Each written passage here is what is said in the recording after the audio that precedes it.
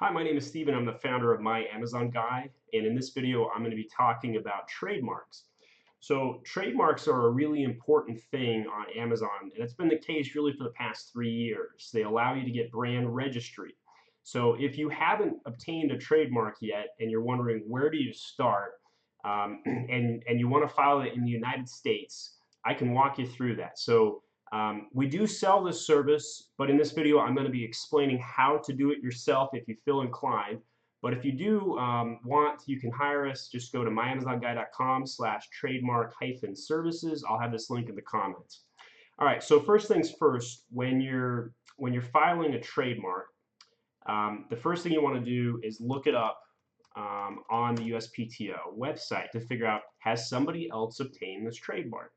Right? So I own a brand called Momster. I use this brand. It's basically just a way to um, help explain or test things for my clients. So this is a brand that I have a trademark for, and and you can see, hey, it's a standard character mark. My recommendation to you is whenever you're filing a trademark, just use a word mark. I've seen time and time again when people file trademarks, they select the creative version of this, if you will, like an image trademark, and it causes problems because the way it's interpreted with the USPTO as well as from Amazon when you file the brand registry, it often will shorten it or it won't match the word mark. Therefore, your brand name will be skiwampus. I've seen clients where they have a three-word brand name, but they have like a symbol that stands for the brand, and that's where they filed the trademark. Well, that brand name won't match because the symbol is like the letter M and they've got a three-word trademark, and that will not match their brand name, which causes massive problems with filing the brand registry and in turn getting A+ content in the brand store page. So if the two major takeaways I give you in this video are, number one, make sure you file a word mark, and number two, make sure you look it up before you file it. So for example, if you're trying to sell if I was trying to create a trademark for the term monster and I came in and I was in the wine glasses and I found this other trademark, I would know that it's not possible to sell under that trademark or file for that trademark. So if you come in here, you can look up all kinds of things. So just off the top of my head, if I just wanted to type in, easy wallet, let's go with that.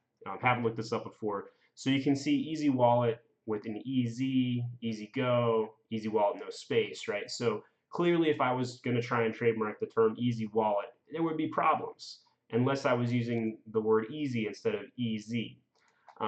So those are some of the things to keep in mind. The other major takeaway I would tell you is when you're filing the trademark, you need a specimen. This is the most misunderstood part of filing a trademark. So what is a specimen?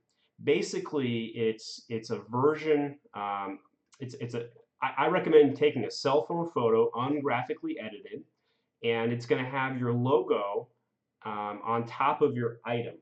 So I just have this random Trisket on my desk here. So if I was going to try and trademark Trisket, and I had this item right here, I'll put it up to the camera, and I have this printed, and I've got a logo for Trisket, then I could file that trademark for Trisket, taking a cell phone picture of this and not graphically altering it, and that would be just fine. So if you don't have a printed logo at this stage, the specimen is going to be challenging for you. So I have had a lot of success with literally just going into some amateur Photoshop programs such as Snagit and just whipping up a specimen and a short logo. So let me show you how I did. Here was the specimen logo that I did for my company. I literally just took a logo that I had made and I put some text on it and I printed out a sticker, threw it on a box, and it was for these Mr. and Mrs. Wright glasses, right? So there is nothing special about this. 5 minutes of effort, and it did get approved with no pushback whatsoever. It's better if it looks a little bit more professional. It's safer, but I have had 100% success rate in getting specimens accepted using this method. So, so if you don't have a professionally logo mated, you can just print a sticker and put it on your box, put it on your item. If you're selling t-shirts, it can be a tag. That would be totally fine. So those are the biggest takeaways when you're filing a trademark. When you actually go to file the trademark, you can just type into your browser trademark filing, and there's a couple of you see all these services out there to file a trademark. And by the way, if you're international, there's a recent update that hit in the last 30 days. You have to use a U.S. attorney to file a trademark if you're overseas. So the way that I'm working around that, because I'm not a lawyer, but I do file trademarks, and the only reason I file trademarks is because my clients are constantly in need of them, especially new clients that are just getting started, is if you're in the USA, I can help you all day long, no problem. If you're outside of the USA, I would have to file the trademark in my name to help you out. Or you'd have to go hire a US licensed lawyer, and then they can file it in your name. Most lawyers will file it in their names anyway, and the value of filing it in your own personal name is you maintain control of it, so you don't have to like go through that lawyer ever again. So if you are a US based business and you want somebody to file a trademark, whether you hire us or do it through another lawyer, I advise you to put the trademark name filing under your name personally, and your email contact. So when you go to file the brand registry with Amazon, they will actually email that trademark filer for a code.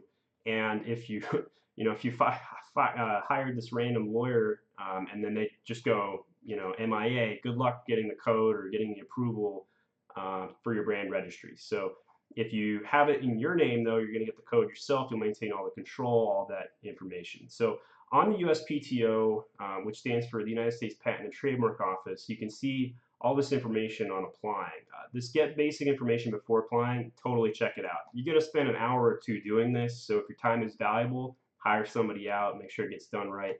The trademark process takes a ridiculous long time. What is not clear when you go on this website is what that timeline looks like. So on average, here's what I've experienced. It's generally you file the trademark and hear nothing for 3 months. All of a sudden, the trademark goes from heard nothing to some sort of status where it's in review. If the guy who went through your trademark filing accepts it, it will then go to opposition. That opposition period generally lasts 4 to 8 weeks. And then finally following that, it will then be accepted and it will be issued a registration number. So that whole process, generally about 6 months. So if you've got a trademark and it's got a serial number, that means you filed it. That does not necessarily mean it's completed. You need the registration number to file the brand registry with Amazon. So when you're getting started, you go to this website, apply online, read all this information. You can see the application forms, the response forms, etc., and go through the motions. So so when you go here, you can see that there's 3 types of trademark filings. When in doubt, I recommend the TEASRF. That's in the middle. It's the easiest one to file in my opinion, but if you know what you're doing, you can get away with the TAS plus. Basically, at the end of the day, it's just the type of trademark filing. It has nothing to do with any long-term permanence, as far as I can tell. Will not impact your Amazon brand registry, depending on which one you get. There are some minor differences in terms of categorization, in-commerce use, as well as the specimen. But the long story short, if you don't know what you're doing the first time, I recommend the RF. But if you've well read into this, you can get away with the TEAS plus.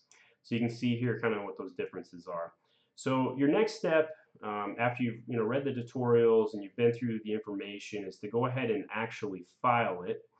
And so you can see up here is the start filing it. So they're gonna give you a bunch of information. There's so much information to read when you file these things. There's a lot of things you have to click and check and get right. Their UI is very 1990s, so just don't hit the back button or do anything like that.